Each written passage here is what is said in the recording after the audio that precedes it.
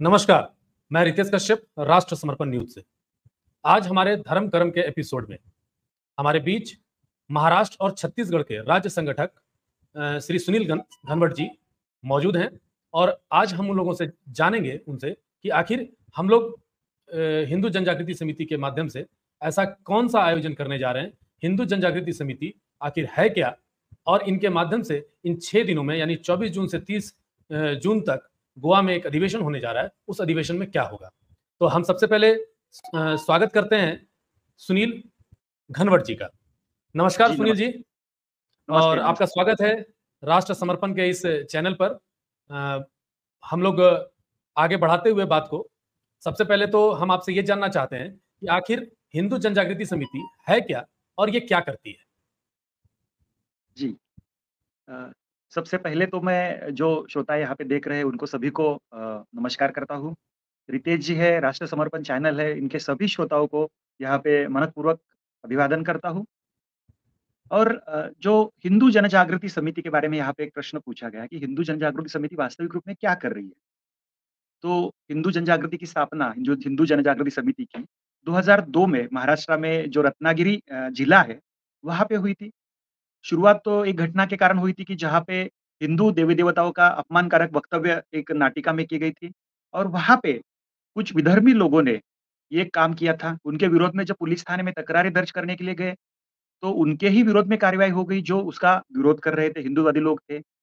फिर इस सभी माध्यम से एक ध्यान में आया कि अवमान तो हिंदू देवताओं का हो रहा है, विरोध हिंदू संगठित रूप से कर रहे हैं और कार्यवाही भी हिंदुओं पे हो रही है यहाँ पे। तो कुछ तो एकत्रित रूप से आके काम करने की आवश्यकता है, चाहे देवी-देवताओं का अवमानकारक वक्तव्य जहाँ पे होता है, किसी वक्ता के माध्यम से होता है या फिर अन्य जैसे एमएफ हुसैन जैसे लोगों के माध्यम से हिंदू देवी-देवताओं के नंगे चित्र निकाले गए थे, चाहे एडवर्टाइज़ हो, चाहे मूवी या सिनेमा हो जिसमें हिंदू देवी-देवताओं का विडंबना की जाती है और अवमान किया जाता है। तो सबसे पहले इसके विरोध में हमने शुरुआत की और करीबन पूरे इस 23-24 साल के कालावधि में अगर ओवरऑल देखते हैं हम यहाँ पे, तो 1700 से अधिक जो देवताओं का अवमान होता है, ऐसे चाहे नाटिकाएँ हो, सिनेमा हो, एडवर्टाइज़ हो, वो विडंबना रोकने में एक सफलतापूर्वक यहाँ पे प्रयास हुए हैं और उसमें यश मिला है। दूसरी बात ये है कि जैसे एमएफ हुसैन के माध्यम से जो नंगे चित्र देवताओं के निकाले गए थे, भारत माता का नंगा चित्र निकाला गया था, तो उसके विरोध में करीबन 1250 से अधिक शिकायतें दर्ज की गई और एमएफ हुसैन को भारत से बाहर जाने के लिए हिंदू जनजागृति समिति ने बाध्य किया। यहाँ से लेके आज तक जो अलग-अलग मूवीज़ आ रही, चाहे दबंग 3 हो, चाहे लक्ष्मी बॉम्ब करके एक बीच में मूवी आई थी वो हो, अलग-अलग नाटिकाएँ हो जिसके माध्यम से हाल ही में पूना में जो नाटिका हुई थी ललित कला मंच के माध्यम से हिंदू देवी-देवताओं का विडंबना की गई थी। यहाँ तक ऐसे विडंबना करने वाली नाटिकाओं को विरोध करने का भाग है, जो हिंदू विरोधी कानून रहते हैं, उसके दृष्टि से अनेक जगह पे आंदोलन किए गए, मोर्चे निकाले गए। यानी एक सार स्वरूप में बताया जाए तो हिंदुओं का संगठन करना है, हिंदुओं को धर्म शिक्षा देना है। आज हिंदू धर्म क्या है? हिंदू धर्म में अनेक परंपराएँ है, विधियाँ है, इसके पीछे का शास्त्र क्या रहता है? चाहे मंदिर में अलग-अलग प्रकार के हम आचरण करते हैं, हमारा धार्मिक आचरण करते हैं, उसके पीछे का शास्त्र क्या है? ये सब धर्म शिक्षा देने का प्रयास हिंदू जनजागृति समिति के माध्यम से शुरू है।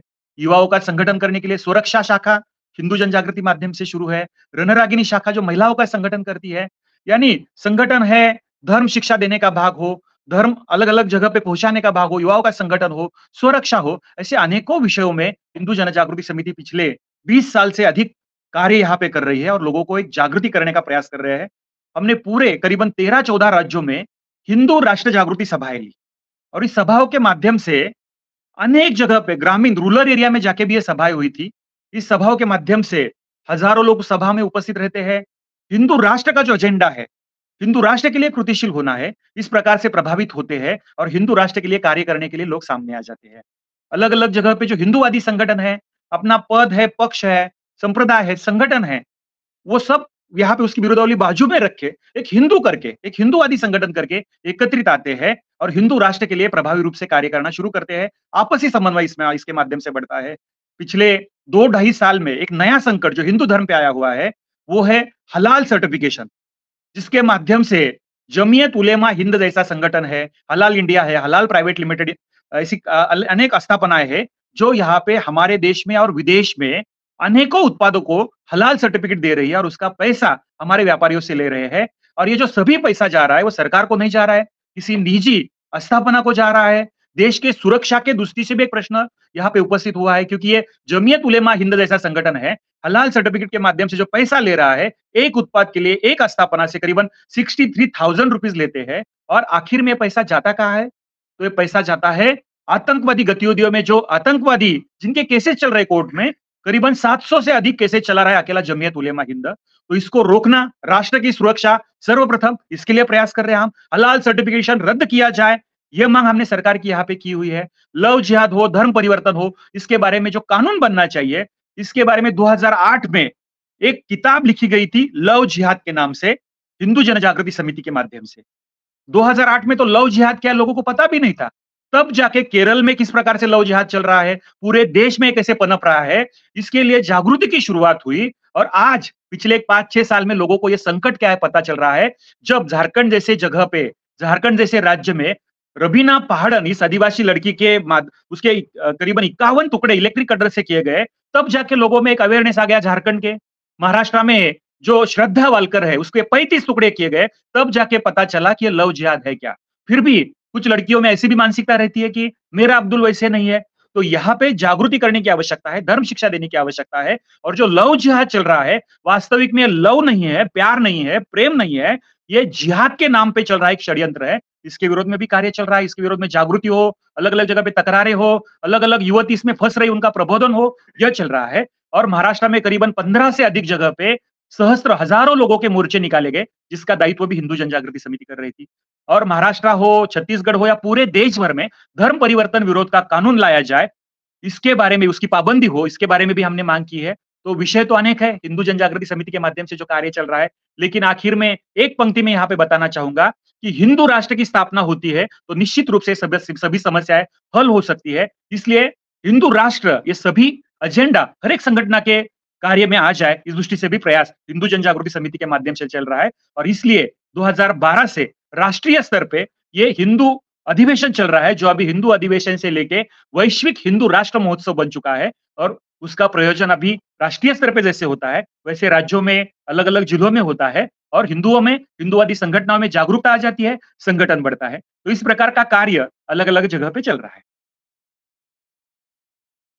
जी, आपने बताया कि हिंदू जनजागृति समिति क्या है, क्या कर रही है। लव जिहाद, हलाल सर्टिफिकेशन के खिलाफ, लैंड जिहाद, पिछले 12 वर्षों से आप वैश्विक हिंदू राष्ट्र महोत्सव भी मना रहे हैं। अभी इस वर्ष 24 जून से 30 जून तक आप लोग फिर से एक वैश्विक हिंदू राष्ट्र महोत्सव करने जा रहे हैं। क्या होने वाला है इन 6 दिनों में? आप लोग ऐसा क्या करने वाले हैं? हिंदू राष्ट्र की बात आप कर रहे हैं, हिंदू राष्ट्र की स्थापना की बात कर रहे हैं। क्या लगता है आपको, कब तक आ जाएगा हिंदू राष्ट्र का? आपके हिसाब से क्या लगता है? जी, जैसे आपने बहुत अच्छा प्रश्न यहाँ पे पूछा कि इस हिंदू राष्ट्र की दृष्टि से अधिवेशन होने जा रहा है, तो इसमें क्या होने वाला है? तो शुरुआत में थोड़ी सी इससे पहले से करता हूँ कि 2012 में जब हिंदू राष्ट्र अधिवेशन की एक संकल्पना सामने आई, तब से लेके आज तक ये अधिवेशन नियमित रूप से चल रहा है। और पूरे भारत भर के कम अधिक प्रमाण में हर साल यहाँ पे 1,500 से 2,000 हिंदुत्वनिष्ठ उद्योजक, एडवोकेट्स, धर्म प्रेमी, इसके साथ-साथ मंदिर न्यासी, मंदिर पुजारी, अर्चक है, ऐसे अलग-अलग स्तर के हिंदुत्ववादी विचारधारा वाले लोग यहाँ पे आते हैं, विचारक आते हैं, लेखक आते हैं, पत्रकार आते हैं, संपादक आते हैं, संत महंत आते हैं। इन सभी के उपस्थिति में यह अधिवेशन होता है। 2012 में जब हमने इसकी शुरुआत की, तो इसके बारे में बताना जरूर चाहूंगा कि जब हिंदू राष्ट्र, ये संकल्पना, ये शब्द बहुत पीछे जा चुका था, हिंदू राष्ट्र की मांग करने जैसे अपराध लग रहा था कुछ लोगों को, उसी समय हिंदू राष्ट्र की आवश्यकता, ये विषय और ये विचारधारा सभी के सामने रखने का प्रयास इस हिंदू अधिवेशन ने किया है। और आप जानते हैं रितेश जी यहाँ पे कि ये जो गोवा से शुरू हुआ अधिवेशन है और जो हिंदू राष्ट्र का उद्घोष है, आज पूरा केवल देश भर में नहीं तो विश्व पटल पे आ गया है कि भारत को हिंदू राष्ट्र बनाना चाहिए और उसके लिए समर्थन चाहिए। इसके लिए समर्थन करने वाले लोग सामने आ रहे हैं और इसमें अलग अलग अभियान चलाए गए, अलग अलग उपक्रम लिए गए। सबसे पहला तो यह एजेंडा था कि इस अधिवेशन में आने वाले जो अलग अलग संगठन हैं, अपने अपने स्तर पे काम कर रहे हैं। कोई लव जिहाद को रोकने के लिए कार्य कर रहा है, कोई गोरक्षा के लिए कार्य कर रहा है, गोहत्या रोकी जाए इसके लिए कार्य कर रहा है, कोई धर्म परिवर्तन रोकने के लिए कार्य कर रहा है। तो अलग अलग आयामों में अलग अलग काम यहाँ पे चल रहे हैं। लेकिन सबसे पहले हमें ये करना आवश्यक है कि इस सभी कार्यों के साथ साथ हमारी मांग ये होनी चाहिए कि हमारे एजेंडे पे हिंदू राष्ट्र यह हमारा जन्मसिद्ध अधिकार है और इसके लिए हम सबने प्रयास करने चाहिए। क्योंकि एक ही तो राष्ट्र है हमारा और वो भी अभी हिंदू राष्ट्र नहीं है। पूरे विश्व में अगर देखा जाए तो 153 कंट्रीज है जो ईसाइयों की है, 52 कंट्रीज है जो यहाँ पे इस्लामिक कंट्रीज है, 12 देश जो है राष्ट्र है वो बौद्ध राष्ट्र है, 85 से अधिक लोग 85 लाख से अधिक लोक संख्या आबादी होने वाला जुओं का भी एक इजराइल करके राष्ट्र है।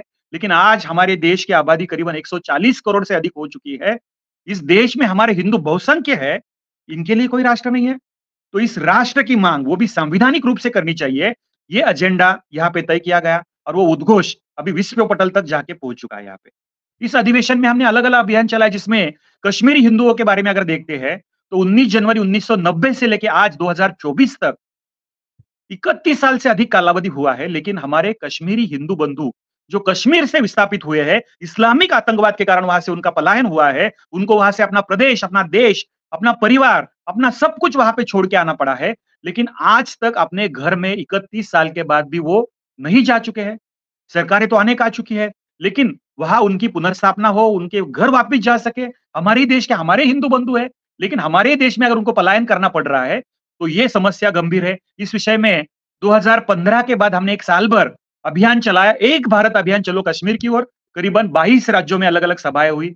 इसके माध्यम से जागृति हुई। कश्मीर का क्या विषय है, पूरे भारत भर को पता चला कि एक विषय केवल कश्मीरी हिंदू, मैं हिंदू यहाँ पे कहना चाहूंगा क्योंकि एक अलग नैरेटिव सेट किया गया था, कश्मीरी पंडितों की ये समस्या है, कश्मीरी पंडितों के साथ ये हुआ है, लेकिन ये सच नहीं है। कश्मीरी पंडित यानी एक समाज तक ये सीमित रखा गया और हिंदू विरोधी शक्तियों ने एक नैरेटिव यहाँ पे बिल्ड करके वहां उसका उपयोग किया, लेकिन कश्मीरी हिंदुओं के साथ ये हुआ है। ये जब व्यापक स्वरूप पे सभी सामने आया तो लोगों को पता चला कि कश्मीरी हिंदुओं के साथ हुआ है, हमें भी यहाँ पे कुछ तो सहभाग लेना चाहिए, उनकी सहायता करनी चाहिए। पूरे भारत भर में विषय फैल चुका है। कश्मीर के साथ साथ पश्चिम बंगाल हो, अभी का जयपुर हो या फिर पूर्वोत्तर राज्य के कुछ एरियाज हो, राज्य हो, जहां पे हिंदुओं की जनसंख्या भी कम हो रही है। बहुसंख्य आबादी होने वाले देश में हिंदुओं की संख्या करीबन 9 राज्य में कम हो चुकी है। बांग्लादेशी घुसपैठिए हमारे देश में आ रहे हैं, रोहिंग्या मुसलमान हमारे देश में आ रहे हैं। तो ये सभी समस्या है, इसका हल एक ही है, हिंदुओं का संगठन और हिंदू राष्ट्र की मांग। इस दृष्टि से अभियान अलग-अलग चलाए गए। लव जिहाद का विरोध करने के लिए अलग-अलग जगह पे कानून की मांग की गई। धर्म परिवर्तन के बारे में अलग-अलग अभियान चलाए गए और मैं आपको यहाँ पे बताना चाहूंगा कि जैसे महाराष्ट्र में मैं काम कर रहा हूँ यहाँ पे, महाराष्ट्र में जो सरकार ने मंदिर नियंत्रण में लिया हुआ है, पूरे देश भर में करीबन 4 लाख से अधिक मंदिर है, जिनमें अलग-अलग सेक्युलर सरकार जो है, स्टेट गवर्नमेंट है, उनका उसके ऊपर नियंत्रण है। ये सरकार के नियंत्रण से मंदिर मुक्त हो, इसके लिए एक अभियान की शुरुआत हुई, मंदिर संस्कृति रक्षा अभियान। पिछले 2 साल में जब हमने ये जमीनी लेवल पे काम करना शुरू किया, तो मंदिर महासंघ की स्थापना हुई और अब यहाँ पे मैं आपको जरूर बताना चाहूंगा कि करीबन 15,000 से अधिक मंदिर न्यासी और मंदिर विश्वस्त पुरोहित पुजारी जो है, इनका संगठन हो चुका है। वो कृतिशील हो चुके हैं, अलग-अलग जगह पे मंदिर परिषद का आयोजन हुआ है और अभी मंदिर के क्षेत्र में, मंदिर के विषय में कोई भी आघात होता है तो ये मंदिर न्यासी एकत्रित आते हैं, अपना संगठन करते हैं और उस विषय का विरोध कर रहे हैं। ये जो एक दूसरी उपलब्धि यहाँ पे है, मंदिर जो सरकारीकरण हुए हैं, उस मंदिरों में जो अभी घोटाले हो रहे हैं, भ्रष्टाचार चल रहा है, उसके बारे में वे विशेष रूप से महाराष्ट्र का सिद्धिविनायक मंदिर है, पंढरपुर का मंदिर है, माँ तुलजा भवानी का मंदिर है, महालक्ष्मी देवस्थान है, यहाँ से लेके कर्नाटका का कोल्लूर मूकांबिका का मंदिर है। यहाँ पे जो भ्रष्टाचार हुए, घोटाले हुए, वो उजागर करने का भी प्रयास हिंदू जनजागृति समिति के माध्यम से अलग-अलग जगह पे हमने किया हुआ है। तो ये जो बातें हैं, इस अधिवेशन की ये फलोत्पत्ति है, हिंदुओं का संगठन है, करीबन 1000 से अधिक जगह पे प्रांतीय अधिवेशन हुए, जिसके माध्यम से ये विचारधारा सभी को स्पष्ट हुई कि नहीं, हमें अभी आपस में समन्वय बढ़ाना चाहिए, संगठन करना चाहिए। तो ये अलग-अलग प्रकार की उपलब्धि यहाँ पे हो रही है। अभी हाल ही में कर्नाटक राज्य में जो वहाँ के कांग्रेस शासन ने जिस मंदिर का जो आय है करीबन 5 करोड़ से ज्यादा है, उनके लिए 10% का टैक्स लगाने की सोची थी। विधानसभा में ये बिल प्रस्ताव पारित हुआ था और जिसकी आय जो है करीबन 5 करोड़ से कम है, उस मंदिरों को भी वो वहां पे टैक्स लगाने वाले थे 5%। उसका विरोध मंदिर महासंघ ने किया, हिंदुवादी संगठनों ने किया और सरकार जो है वहां की, उनको वो प्रस्ताव पीछे लेना पड़ा। सब कर्नाटक राज्य में जब आंदोलन हुआ, तो ऐसे अलग-अलग आंदोलन मंदिर क्षेत्र में भी हो रहे हैं। चाहे मंदिर का विषय हो, चाहे लव जिहाद का विषय हो, चाहे गोरक्षा का विषय हो, इस सभी का एक रचनात्मक कार्य, एक नियोजन इस अधिवेशन के माध्यम से होता है और पूरे देश भर में जो हिंदू बंधु है, हिंदूवादी संगठन है, उनमें एक नया उत्साह, एक नई लहर निर्माण होती है और पूरे साल भर में कार्य करने के लिए एक ऊर्जा मिलती है और अपने-अपने क्षेत्र में जाके कार्य करते हैं। जो सर्वोच्च न्यायालय के अधिवक्ता है विष्णु शंकर जैन जी, जिन्होंने यहाँ पे ही घोषणा की थी इस अधिवेशन में कि जो काशी मथुरा या ज्ञानव्यापी का विषय हो, इसके लिए कानूनन लड़ाई हम लड़ेंगे। और उन्होंने वो शुरुआत की और आप देख रहे हैं ज्ञानव्यापी मंदिर के बारे में क्या हो रहा है। अभी विश्वनाथ जी है, मथुरा है, काशी विश्वनाथ है, यहाँ पे भी उनके प्रयास चल रहे हैं। मध्य प्रदेश की भोजशाला है, वहां पे भी अभी प्रयास चल रहे हैं कि ये जो हिंदुओं के मंदिर है, ये मंदिर मुक्त होने चाहिए और ये हिंदुओं के नियंत्रण में होने चाहिए। इस प्रकार के अलग अलग अभियान की जड़ है ये अधिवेशन, और इस अधिवेशन के माध्यम से ये हो रहा है। और इस साल जो अधिवेशन हो रहा है वो गोवा में 24 जून से लेकर 30 जून तक हो रहा है। इसमें शुरुआत के 3 दिन जो है, जिसमें एक हिंदू राष्ट्र अधिवेशन होने वाला है। हिंदुत्व निष्ठ के जो अलग अलग विषय रहते हैं, उस विषय में चर्चा मंथन परिसंवाद मार्गदर्शन रहेगा। फिर उसके बाद 24, 25, 26, 27 तारीख को यहाँ पे एक इंटेलेक्चुअल मीट होने वाली है। जो विचारक है, जो पत्रकार है, संपादक है, लेखक है, उनका मार्गदर्शन हिंदुत्व के क्षेत्र में आगे जाके हमारी कार्य की दिशा कैसी होनी चाहिए, हिंदू विरोधी जो नैरेटिव है उसके विरोध में किस प्रकार से हमें काम करना चाहिए, इस प्रकार का विचार मंथन चर्चा वहां पे होगी। फिर मंदिर जो पूरे राष्ट्रीय स्तर पे काम कर रहे हैं, उस मंदिरों के लिए एक दिन का कार्यक्रम रहेगा। मंदिर संस्कृति रक्षा परिषद रहेगी, जिसमें मंदिरों के अलग अलग विषयों पे वहां पे चर्चा मंथन होगा। और जो 4 लाख मंदिर सरकार के नियंत्रण में है, वो पहले मुक्त कैसे किए जाए, जिस मंदिरों पे अतिक्रमण हुआ है, जहां पे एंक्रोचमेंट हुआ है, वो कैसे यहाँ पे रोका जा सकता है। और जो अतिक्रमित मंदिर है, जिसपे मस्जिद बनाई गई है, चाहे अन्य धर्मियों ने वहां पे कब्जा किया हो, उसका नियंत्रण से मुक्त करके वो हिंदू भक्तों के हवाले कैसे हो सकती है, इसके बारे में जो लड़ाई रहेगी, एक संघर्ष रहेगा, उसकी दिशा इसमें रहेगी। और आखिर में हिंदुत्व का कार्य करते समय न्यायालयीन सहायता की भी आवश्यकता रहती है।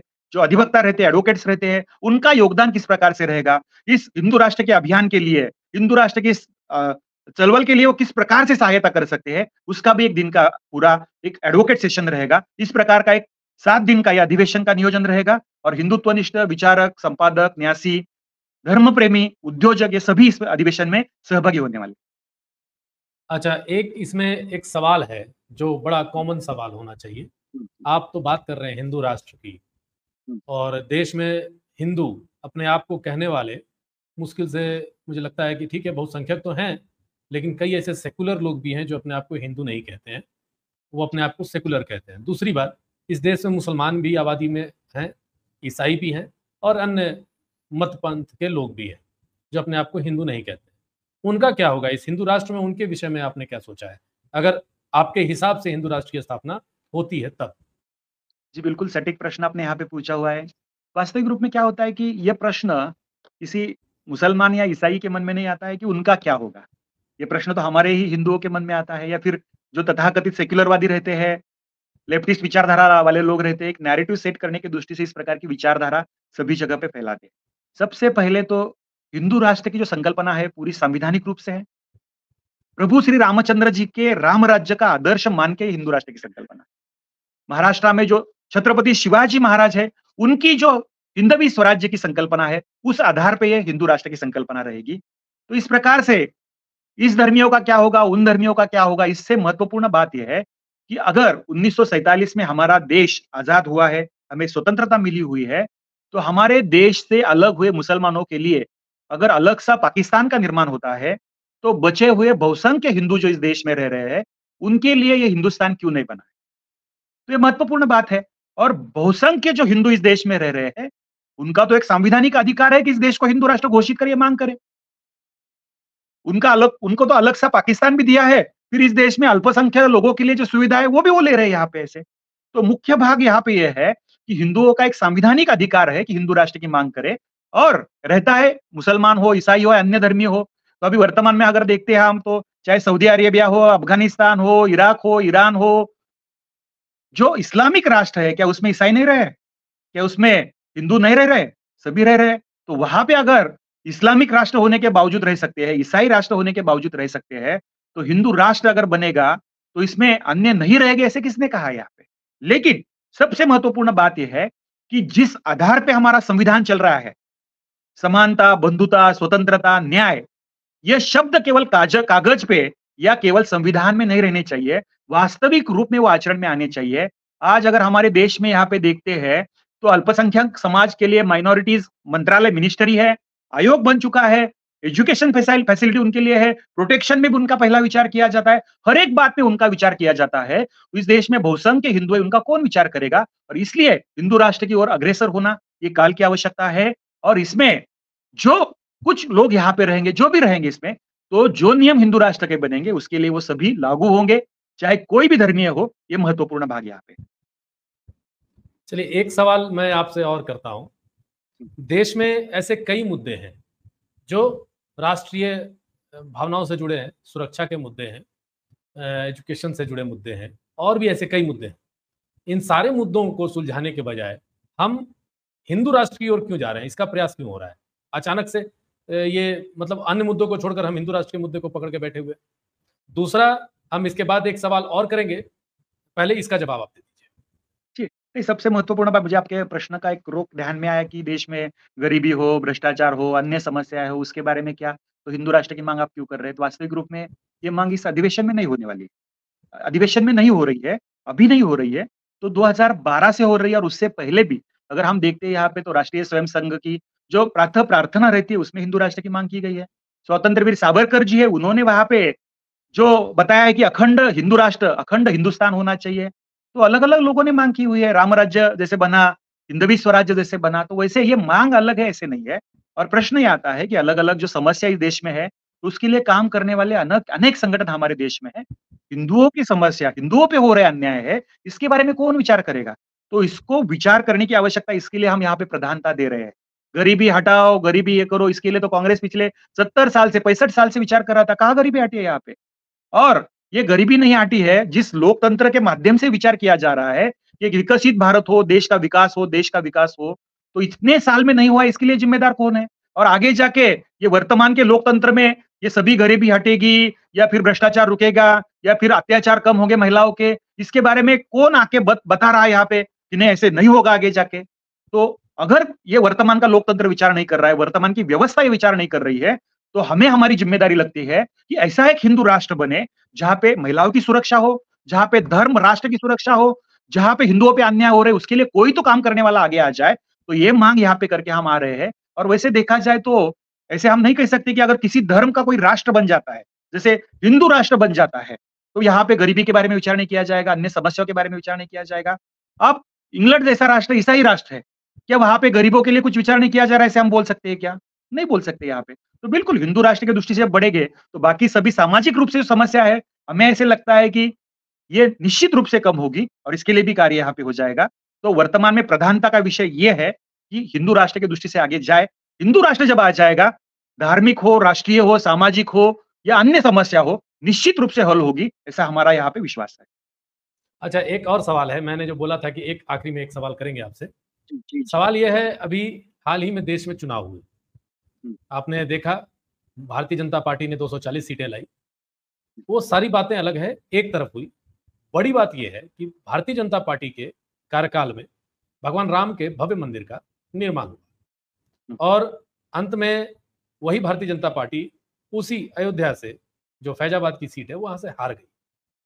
तो आप इसको कैसे देखते हैं? मतलब एक तरफ तो हिंदू की मांग थी, पिछले 500 वर्षों की मांग थी, उनका सपना साकार हुआ, मंदिर का निर्माण हुआ, सब हिंदुओं ने बढ़ चढ़कर हिस्सा लिया और आज नहीं, बरसों से लेते आए।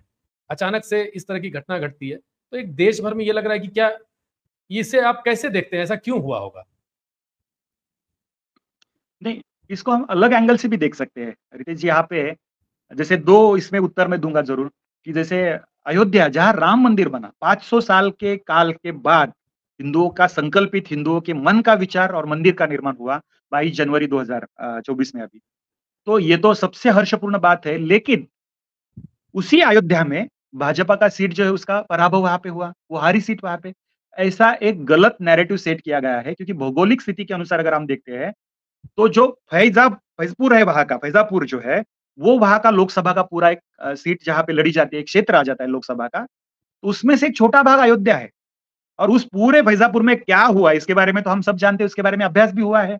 मुस्लिम बहुल्य एरिया है, किस प्रकार से वहाँ पे षड्यंत्र रचा गया है, तो हम सभी जानते हैं यहाँ पे। यानी केवल अयोध्या में ही पराभव हुआ, उनकी वहाँ पे सीट हारी, ऐसे नहीं है तो उसका बार हम आगे भी देख सकते हैं कि भाजपा वहाँ पे हारी या भाजपा 400 पार नहीं कर सकी है। लेकिन दूसरे एंगल से अगर हम देखते हैं तो 250 से अधिक सीट, 240 से अधिक सीट उनकी आई है और अभी वो सरकार भी बन चुके हैं। माननीय नरेंद्र मोदी जी तीसरी बार प्रधानमंत्री बन चुके हैं।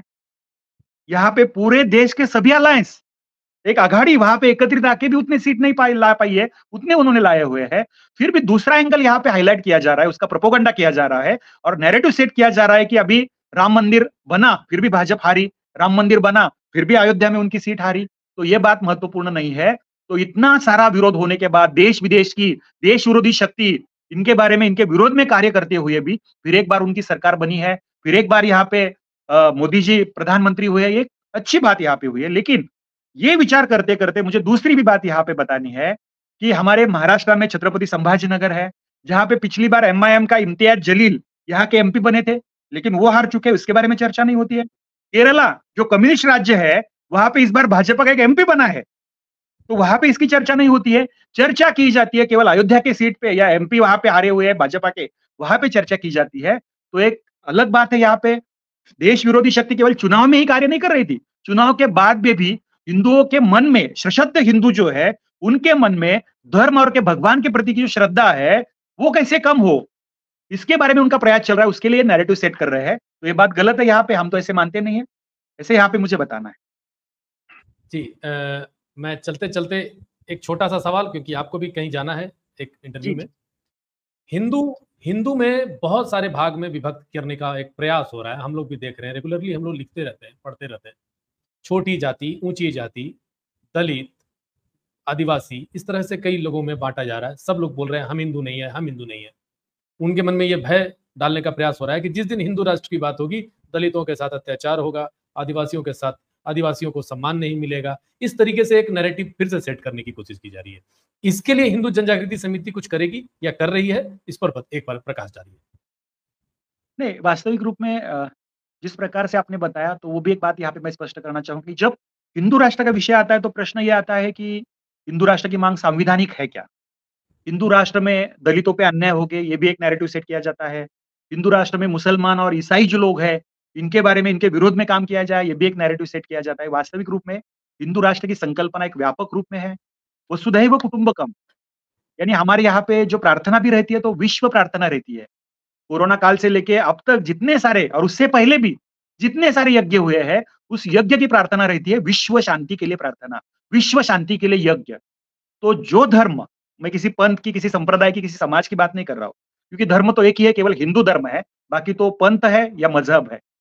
तो हिंदू धर्म यह है कि जो केवल मानव मानव जाति का विचार नहीं करता है, तो सूक्ष्माति सूक्ष्म जीव से लेके हर एक जीव का विचार यहाँ पे किया जाता है।